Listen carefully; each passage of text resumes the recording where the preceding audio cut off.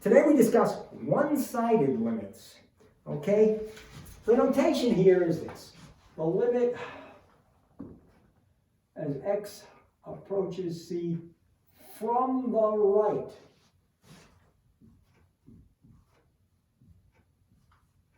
This would mean that for the function f of x, as x approaches c from the right, the limit is L. So in other words, if we had something like this, there's C, there's L, and if x were going to it, whether the point existed or not, we could say that the limit of f of x as x approaches c from the right is L. Obviously, the counterpart, if we say the limit as x approaches c from the left is M, well, we might have something like this.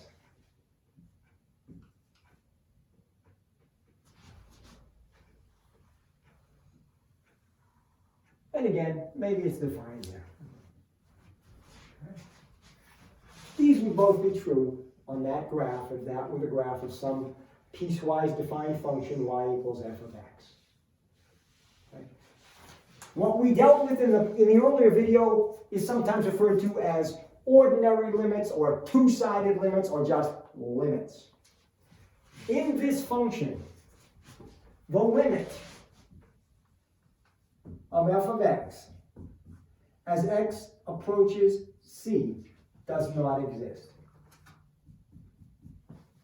All right? In order for the ordinary or two-sided limit to exist, the right-hand limit, at some point, the right-hand limit must equal the left-hand limit. Here, they clearly do not. Okay? If we look at our functions that we looked at in the earlier video on limits and limit laws, we can see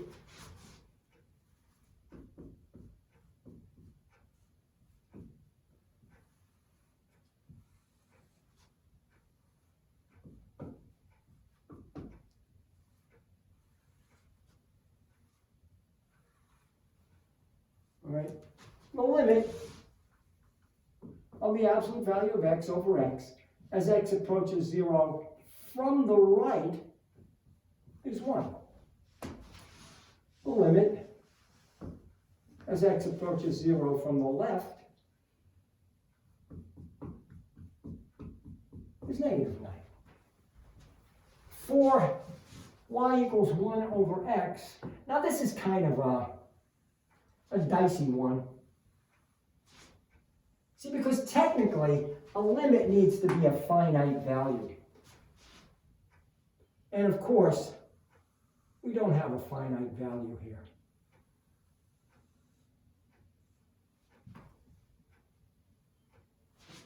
The limit of 1 over x, as x approaches 0 from the right, we say is infinity. That doesn't mean that the limit really exists, because it's not a finite value. There's nothing that we're approaching more and more closely. But we write it this way because this describes exactly what's happening to this function as x approaches 0 from the right. And the limit of 1 over x as x approaches 0 from the left, we say is that. It's our way of saying specifically, rather than just saying a limit doesn't exist, which doesn't tell us anything, and we can clearly see what's happening there. Now we know. We state it. Okay? Now again, the existence of the limit is totally independent of the value of the function at a given x value. The value of the function, well, the function may or may not be defined. And even if it is defined, it may or may not be the same as the limit. Let's just take a little bit of a graph here. Let's just say 1, 2, 3, 4, and 1, 2, and do this.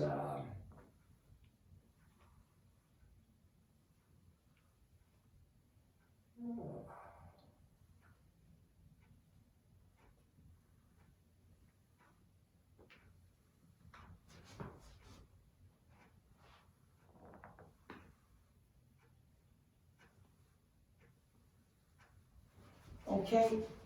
Now, what do we have here? The limit as x approaches 1 does not exist. The limit as x approaches 1 from the left, the one-sided limit, is 0.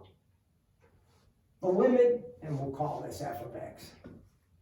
The limit of f of x as x approaches 1 from the right is 1. The limit of f of x as x approaches 2 is 1. It is irrelevant that f of 2 actually equals 2. The limit is simply the value of y that we are approaching more and more closely. And from both left and right, the limit as x approaches 2 from the left is 1. The limit of f of x as x approaches 2 from the right is 1. The ordinary limit of f of x as x approaches 2 is 1. The limit of f of x as x approaches 3 is 2. The limit of f of x as x approaches 4 from the left is 1, even though f of 4 is more like 1/2. Okay, so again, the existence of the limit and the value of the limit, totally independent of what the value of the function actually is at the point. They may be the same as they are here. They may be totally different. They may not even, the function may not even be defined there. Doesn't matter. Okay.